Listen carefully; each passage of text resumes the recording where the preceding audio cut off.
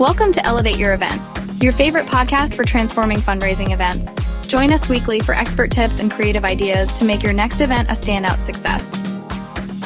This episode is all about one event, 19 years in the making. From backyard parties to full-on outdoor productions with fire pits, live music, and sold-out tables, Jeff shares how they've continually elevated their Derby Day fundraiser. If you're looking for real-world insights, bold ideas, and a few laughs, you're in the right place. Let's dive in.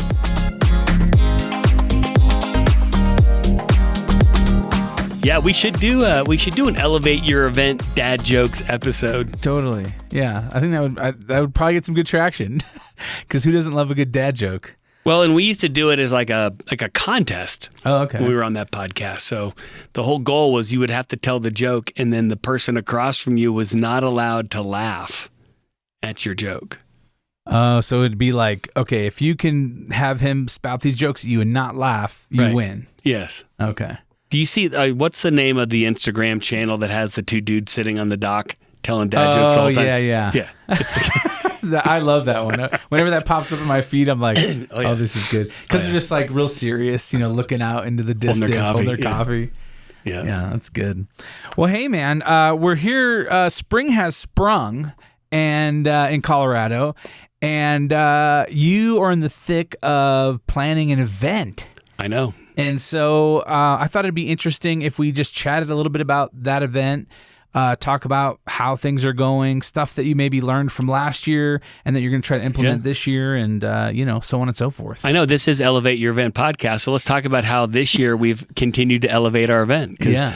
Believe it or not, this is year 19. Dude, that's wild. 19 years. Almost 20 years. Myself. Can you believe that? You were 18 when you started the event. It would have been 20, but we took a year off. And ironically, right. It wasn't the year of COVID that we took off. So, yes, back in 2020, we actually did run the event, and it was one of those home-based party events. And the Derby, for the first time, maybe ever, I don't even remember, moved from the first Saturday in May to Labor Day weekend that year during COVID.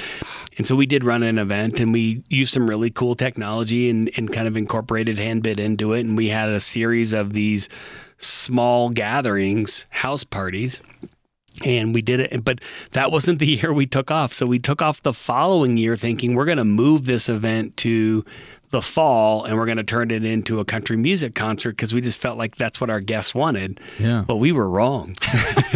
So much for... Because you love country music. I do love country music, but at the same time, I love the Kentucky Derby. Mm-hmm. I mean, this was a party that we had at our house before it was even a fundraiser. Mm. And so anyway, once we did that, we actually attended a different Derby party that year and got a little taste of what was going on in Denver, and then decided, we need to bring the Derby back, and we need to make it the type of event that's going to cater to a different crowd than maybe is the one that goes downtown. So anyway, we'll talk a little bit more about that because that was one of the big changes we made this year, but just a little short history on the Derby. So yeah, it was a party Carrie and I ran at our house for a number of years from my East Coast heritage. So we came out here to Colorado. I tried to get people that lived in Colorado actually dress up like you do for horse races on the East Coast. That didn't work. So like 20 years ago, that wasn't the vibe? Was not the vibe. It still really isn't. I mean, some people do attend the Derby now, and the ladies will wear their hats and kind of get into it. But back then, I mean, we were like, hey, you know what you do at a horse race in Virginia or Kentucky? Men wear suits and ties. Yeah. No, not in Colorado. Yeah, last year was my first time coming to the event. Yeah. And that was kind of part of the fun of it. Like my wife went and found this lady who made hats, and she got a hat made, and I got to wear a fedora and put on a ridiculous pink jacket, and it was cool. It is cool. And I think part of it also, when we started this event 20 plus years ago, we were also way younger, and maybe that just wasn't as cool as it is when you're old, our age now. Yeah. But anyway, so we turned it into a fundraiser in 2006, and what ended up happening there was, it was interesting. It was like you start sending out invites and you're telling your friends like, hey, so we're still doing the Derby event. Here it is coming up, but it's a fundraiser now. there was a major shift in the people that came. Really? Yeah, it was kind of interesting. Do you think it was because people were afraid to, or like all of a sudden now it's like there's maybe an expectation that you might ask for some money at the event? There was absolutely an expectation we were going to ask for money and sell tickets to it. I'm not even sure we sold tickets year one that we moved it to a fundraiser. I think we just asked people to donate. We had an auction and some other things going on. But, prior to that, it was an event where, honestly, Jeff and Carrie are footing the bill for everything. Yeah. Right? So the mint juleps and the all the food and everything else was just kind of catered and paid for by us. I found a video on our channels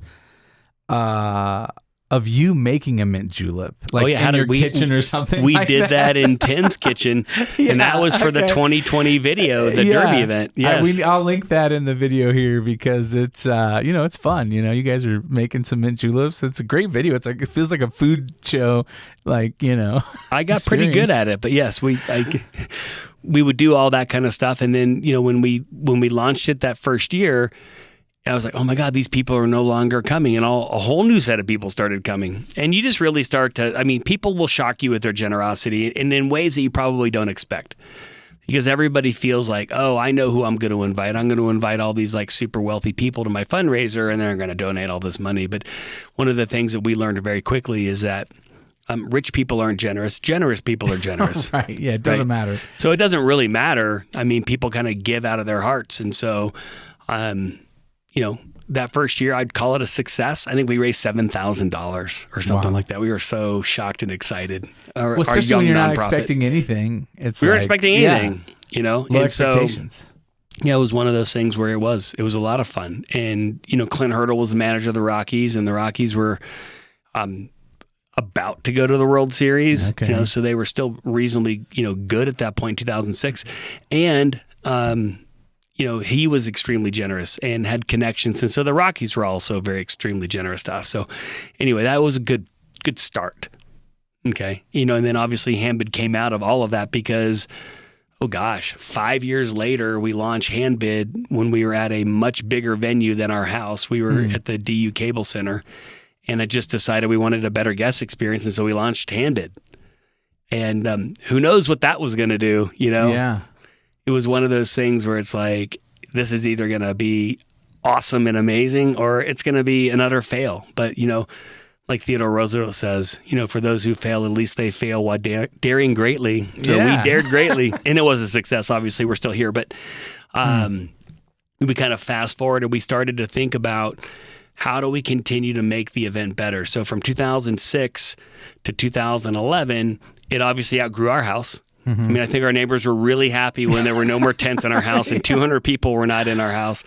And then we moved to the Cable Center at DU. And then from the Cable Center at DU, we moved to Infinity Park. And what did we do there? Well, Infinity Park in Denver is a venue that's got these wraparound video walls in it. It's really slick. And so you meet with them. And the video team there was a lot of fun. And they would tell you, here's all the capabilities of what we can do. And then we're like, sweet, we're going to go make it happen. And so we had the feeling of horses racing around the top of it's an oval venue, right? Oh, wow. And then, they have cameras pointing to all these different walls. Anyway, roses, we had anyway, it was so much fun just kind of taking it to the limit because a lot of charities roll in there and they've got their PowerPoint slides and they're like, I'm going to show this PowerPoint slide. And I'm like, Julie, no, tell me what this place could actually do. And we're figuring out how to stitch together graphics and stuff to make it really cool. So anyway, that was a ton of fun. And so we were there for a while and that kind of elevated the experience. Unfortunately, the city of Glendale, Colorado's liquor laws are just really hard. Not favorable to mint juleps. Oh my God, they're regulating mint juleps. And it's obviously we want a safe and fun event, but I can't have my guests waiting in line because it's one drink per person and all this other kind of really bizarre stuff. So we had to leave there. So we left. We ended up kind of bouncing around to the Broncos facility for a year. Oh, that's cool. That was pretty cool.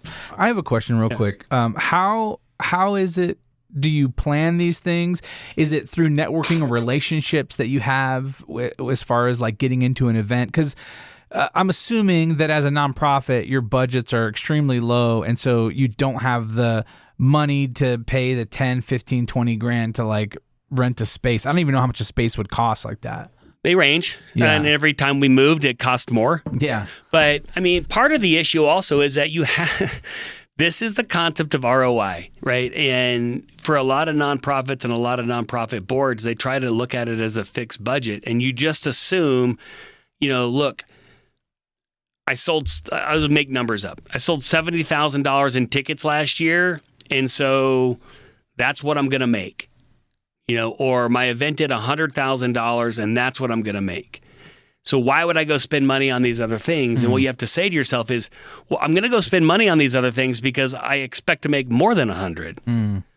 So you can't, you hit these ceilings and you're saying to yourself like, I'm going to go spend, why would I go invest in something new? Why would I improve the venue? Why would I change the catering out? Unless the entire purpose of that would be to save money, but that's not always the entire purpose. And we'll talk about that in this episode too, because we made some significant bets this year, but we continued to make those, right? We moved from the Cable Center to Infinity Park because we wanted to upgrade the experience, and we felt like upgrading the experience would drive more ticket sales. It's a bigger venue. So all of that was with the anticipation of higher revenue. And then with the Broncos facility, it was even bigger, right? And then we learned our lesson there with kind of the logistics and, the AV was just, this has nothing to do with their facility. Their facility's awesome. But the AV company we hired that rolled in there just gave a really meh experience. And like, look, this is the Kentucky Derby. It only lasts for like 2 minutes. That's what surprised me because that was the first time I watched it fully. And it was like, don't go to the bathroom, Mark. Is this the warm-up lap or something? I'm confused. Don't go to the bathroom. You're going to miss the whole race. But, that's the thing. It's a 2-minute race. And so when you can't see it or the sound isn't good or the auctioneer can't be understood because all that kind of stuff just takes away from the experience. And so we decided, again, we need to upgrade this further. We need to go even deeper. So how did we end up where we are now? Well, we're sitting... At COVID, we became really good friends with the owners of Fiddler's Green, which is a large outdoor amphitheater here in Denver. And when I say large, you can pack 15 to 20,000 people in it.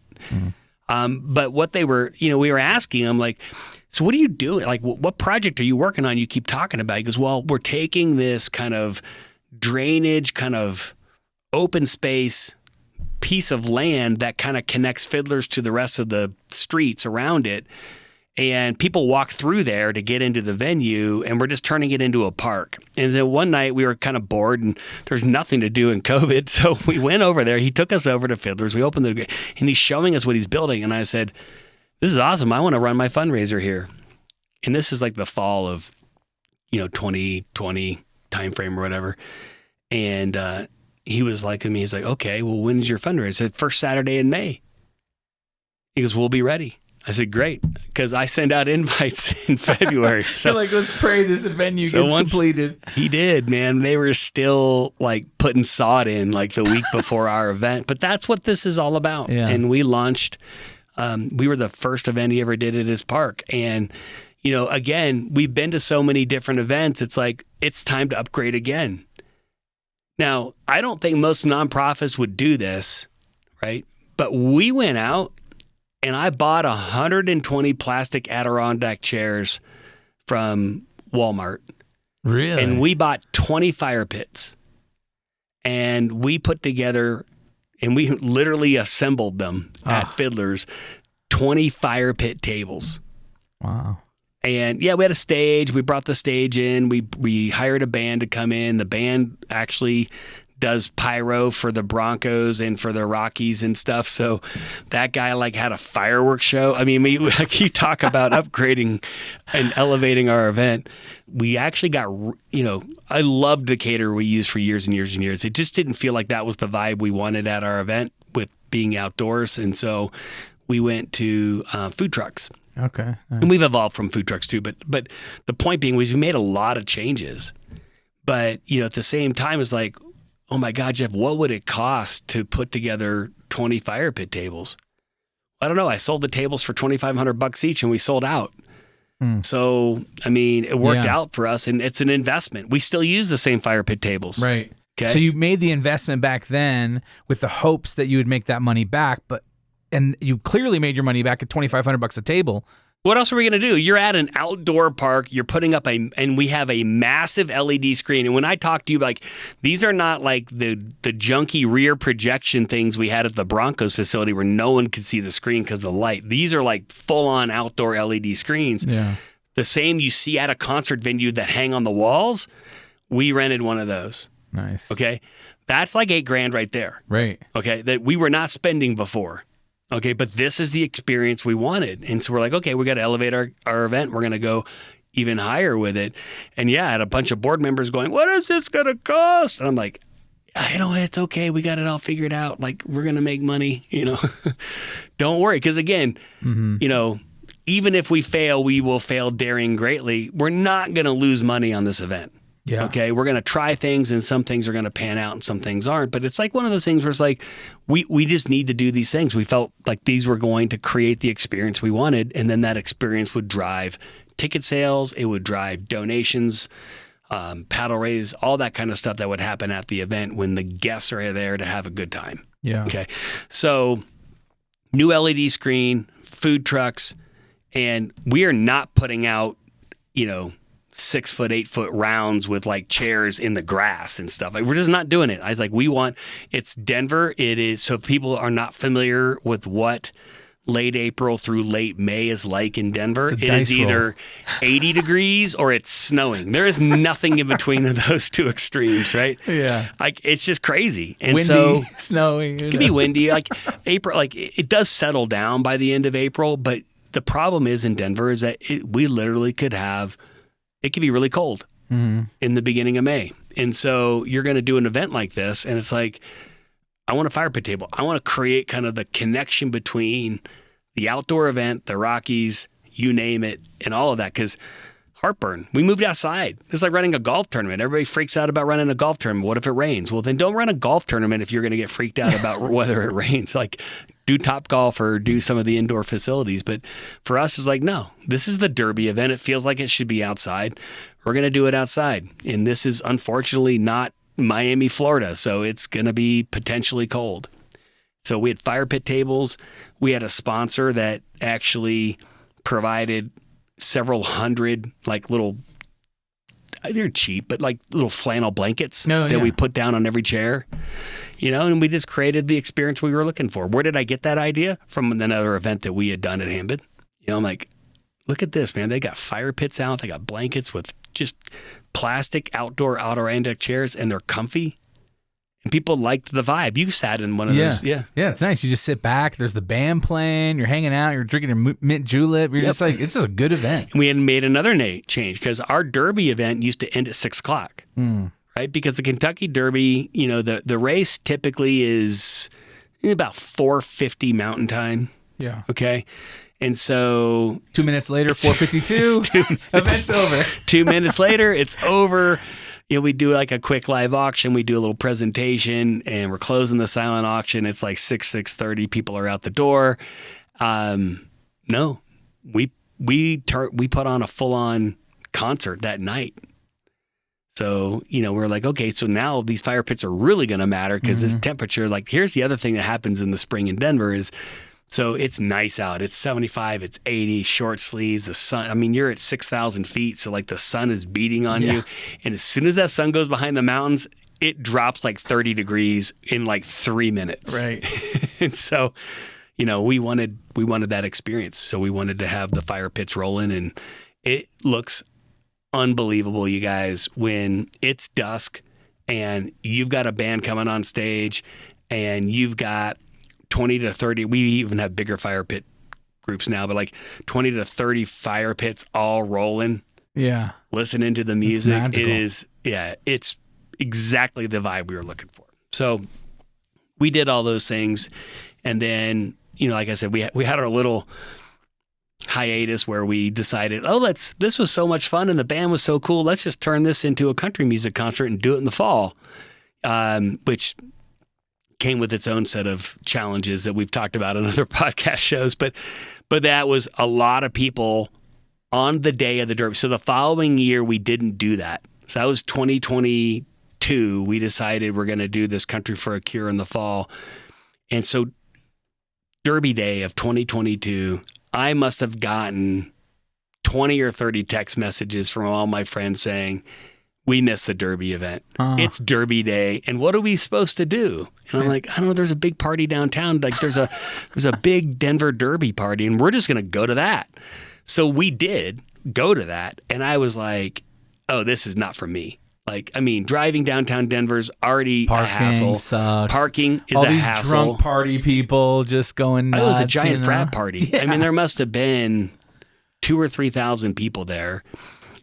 You roll in, the food is, I mean, it's okay. I mean, we had a high-end Denver catering company for years. So right. I'm like, oh, yeah, the food's all right. My mint julep got served out of a soda gun at the bar, okay?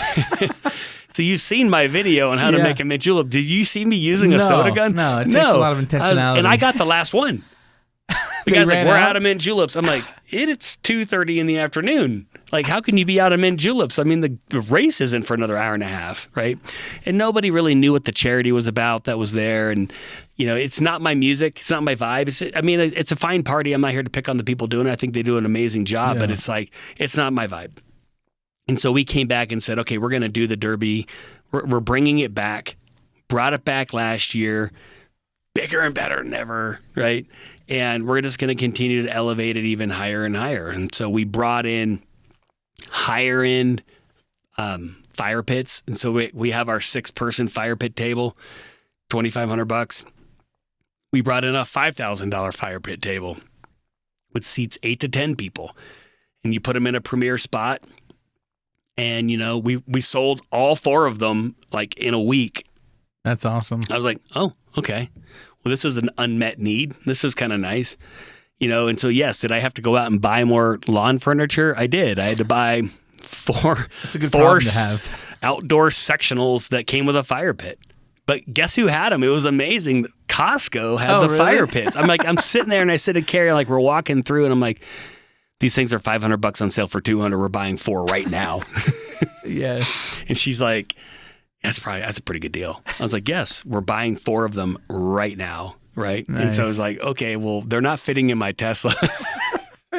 So honey, you run home. I'm going to hold on to them, get the pickup truck. These are going home with us. So, you know, we're always thinking Derby year round. Yeah. Like, oh my God, we need that for the Derby, grab it now kind of thing. So we did that. That was a great success. We walk out of that last year and we're like, okay, so now it's time. What do we want to do next? And so we always do a survey when we're done. You know, and they always kind of give you, it's a range of feedback. Everybody who's done events expects that they're going to get good feedback and they're going to get some noise in there as well. And I get it. They're all your guests and all of their opinions matter. Some of them may matter more than others, and some of them are probably not worth dealing with. Yeah. It's like that 1 star on Amazon where they're like, the shipping was late and they're complaining. I'm like, you didn't explain anything about the product, though. No, nothing about the product. I think the product's going to be okay. Right. They misspelled my name on my name tag. Yeah. Okay. Sorry about that. But, you know, and you always have a couple of people that, like, there's nuggets in there. Like, you just kind of have to read through them. And then, you know, you have to make sure that when you're dealing with your board and your event committee and you're looking at feedback, that you put everything in perspective. Like, okay, yeah, we're just not going to do that. I understand that that's what that person wants, but it's not going to happen, kind of thing, to the ones that are saying, but look at what they said. And so last year, I remember I'm sitting there, we had hired an event planner for the first time. Can you believe that? That's wild to me that took 19 years. Because we know how to plan an event. Yeah. So, like, it was always like, why would we hire an event planner, Jeff? We know how to plan events. I'm like, but I was like, you know what? Because I'm done running around the venue dealing with problems, especially when I bought a table like everybody else. So we hired an event planner and we got noise from our board about it. Well, what is this going to cost? how is this going to drive revenue? I said, it's not going to drive revenue. It's going to keep me insane, sane from being insane. Right. So that's what's going to happen.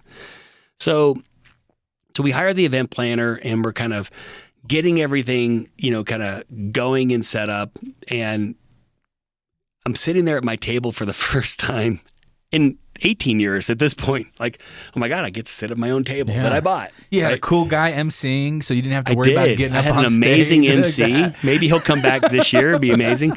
And this lady comes up to me and she says, it's just too loud. Now, my table is 20 feet from a wall of speakers. And I'm thinking, I agree with you. It is loud right here.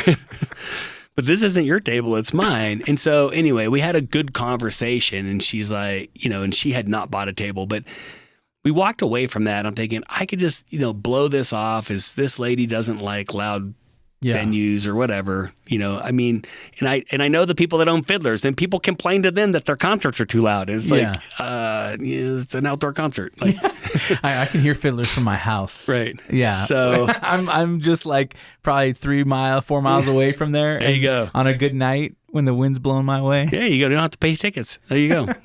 So anyway, but I said, but there's something to be said about this. And I'm thinking, like, what elevates this experience for our table purchasers?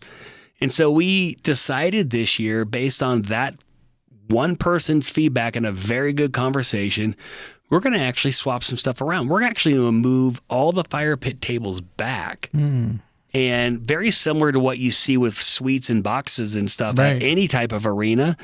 If you have a suite at a Nuggets game or an Avs game, or even a box at Fiddlers, you're not in the front row. No.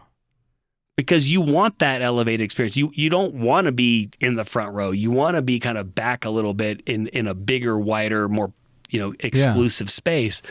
So we decided to do that. So now we've got all this open space in front of our stage for this year. Nice. And I think it's going to be good. Yeah. Because I think it's gonna feel like less intense for those folks that are down there, because it was always funny. It's like, who's going to be the guy we're going to put in the front row? Like, which table's going to be there? Because everybody, there's no advantage to being in the front row at an event like this. So it's a great venue as far as every seat's a good seat in the house. You know? And the way this park works is that there's these tiers. So when you come in through the main entrance, there's like this tiered set of grassy areas that go down to kind of the base of this park, where there's like a circular grassy area, and then that's where the stage is. And so it does feel elevated and better when those fire pit tables are going to be back. So that's like one change we made this year. We're going to step back and kind of pull that back, and I think it's going to be better. And so again, not really a cost change associated with that. But I think it's going to be an experience and an environment change. So not everything you have to do is going to cost you money. Well, and when you're bringing guests, I think there's an element of it being a great place to network and connect and talk. And if you're like right up in there, it's a little bit harder to have that communication experience. Oh, yeah. So I think that's cool. One of the folks that was at our table last year was the CEO of Make-A-Wish Colorado. And I'm trying to have a conversation with the guy. I'm like, so what do you think? You love it? Isn't this a great event? It's like, no, you can't really yell like that. I mean, so to your point, when you pull that back, then you'll be able to do that. And we tweaked the food, so we met with the caterer this year. We used the same guy.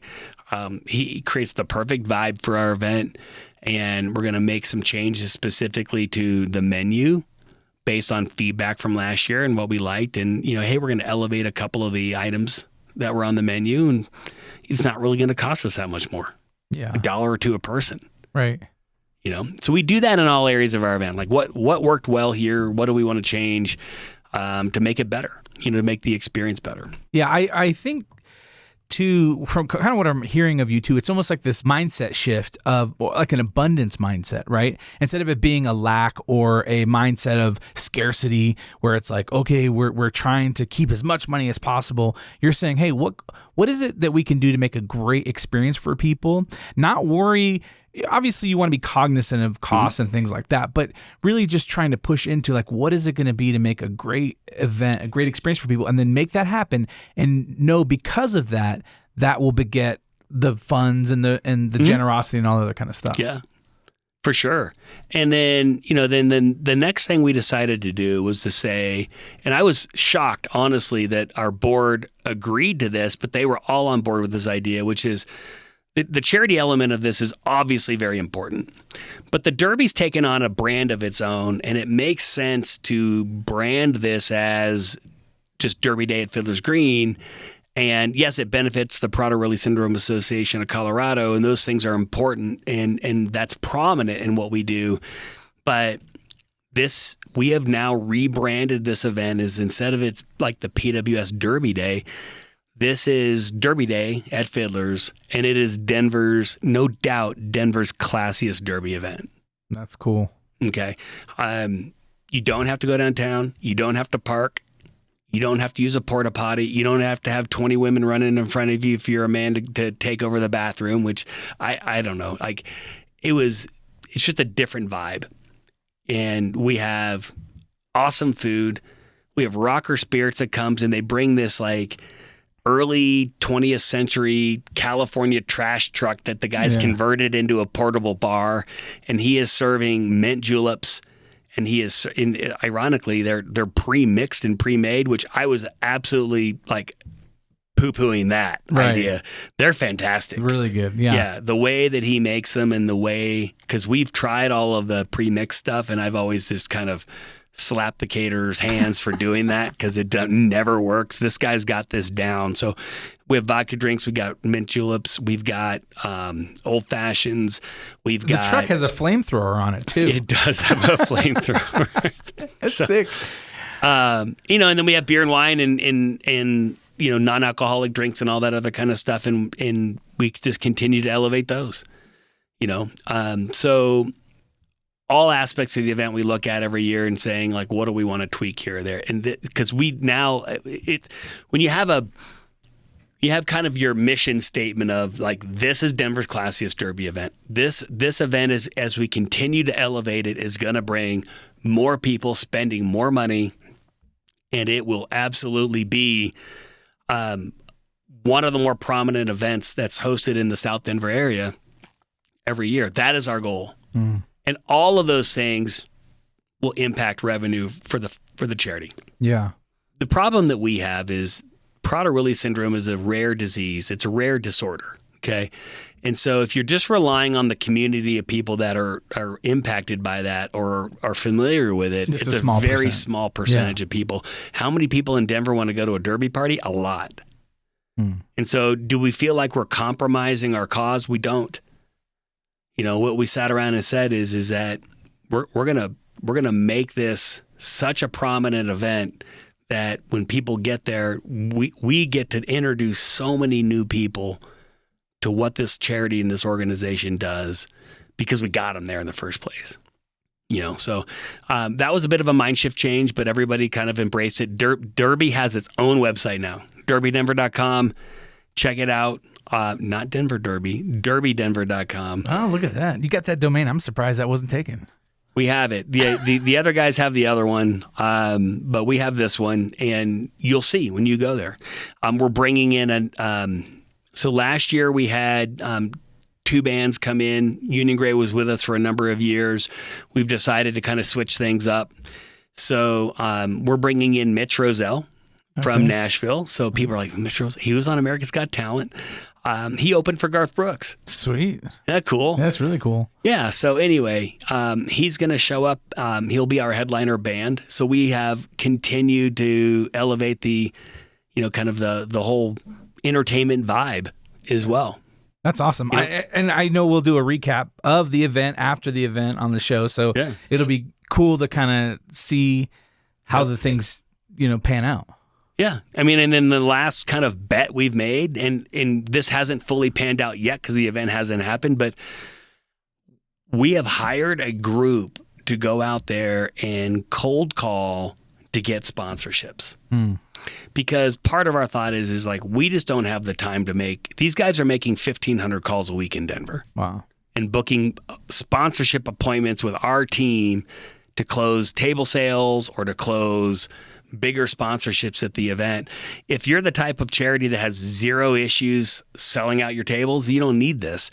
But if you do, Yeah, it's an experiment for us. Yeah. Okay, we're not going to lose money on it. We've already, I mean, based on the appointments we have, we're going to, at a minimum, make a little bit on it. Yeah. But it's going to teach us a lot. Yeah. Because what we're learning through that experience is what types of organizations are interested in sponsoring an event like this and bringing their customers to it. Law firms, real estate groups, all that kind of stuff. This is all stuff that we need to know. We have our connections. Right. But one of the things that we want to continue to do is this is a fixed size venue. So I could probably fit 1,000 people in it. We average about 400 right now. So I could double the size of it, but I also want to be really careful. I don't compromise the experience. Yeah. I don't want this to be standing room only, like, pushing through people to get to your seat kind of thing. Right? It's a classy derby event, right? So what do we want? We might be continuing to raise the price of this and bringing in more exclusive acts simply just to kind of create that elevated experience. And Handbid has powered a number of these, so we've seen it, and we've seen it work. Yeah. Right? Oh. I mean, I've seen a room with 500 people raise $2.5 to $3 million. So I know that you can create an event and an experience like that. It doesn't have to be, if you want to raise $2 million, you got to put 4,000 people in a venue. You don't have to. Yeah. You just kind of have to kind of create the right mix. So we'll see how this plays out. When we do our recap, you can ask me, so how did the whole cold calling for sponsorship thing work? I'll let you know. All right. I'm excited. Well, I think it's going to be a great event this year. And it'll be cool to see how implementing these different things affect the experience and whatnot.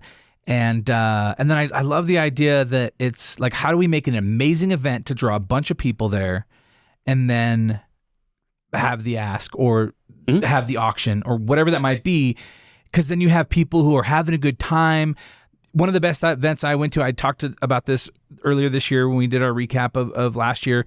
It was that Young Life event that was in an airplane hangar with like supercars, and like it was just so cool. It loosened my pocketbook to like want to like give some money, and then because it wasn't the old fashioned that loosened your pocketbook. No, it was the supercars, it was the McLaren and the Lamborghini helicopter ride, and like just everything about it was so leveled up that I was like, except for the software sucked. That was the one thing that was terrible. I know they did not use Handbid, by the way. I think that's what he's trying to tell you. But. Yeah, exactly.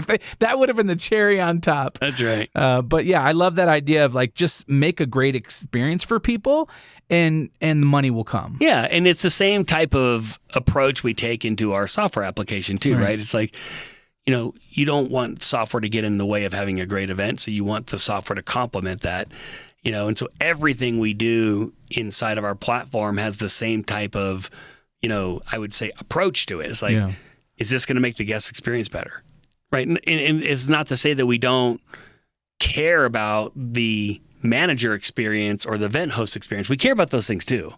But we also ultimately know the guest experience is what's going to drive the revenue. Yeah. And so, that's the same thing here when we're talking about some of the changes we're making. So I'm excited to do the event. It's, it's not far off. It creeps up on you fast. Yeah. I mean, it's like 4 weeks away. Yeah.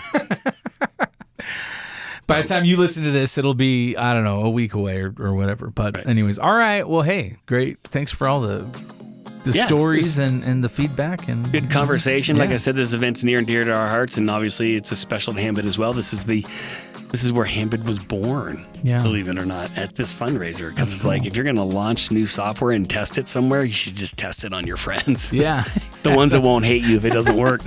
Right. Exactly. Nice. All right. Well, until next time. Happy fundraising. Happy fundraising. If you enjoyed our show, please take a moment to leave us a review. You can find us on Apple, Google, and Spotify. Don't forget to subscribe for more great content. And if you're a fan of video, check us out on YouTube. Until next time, happy fundraising.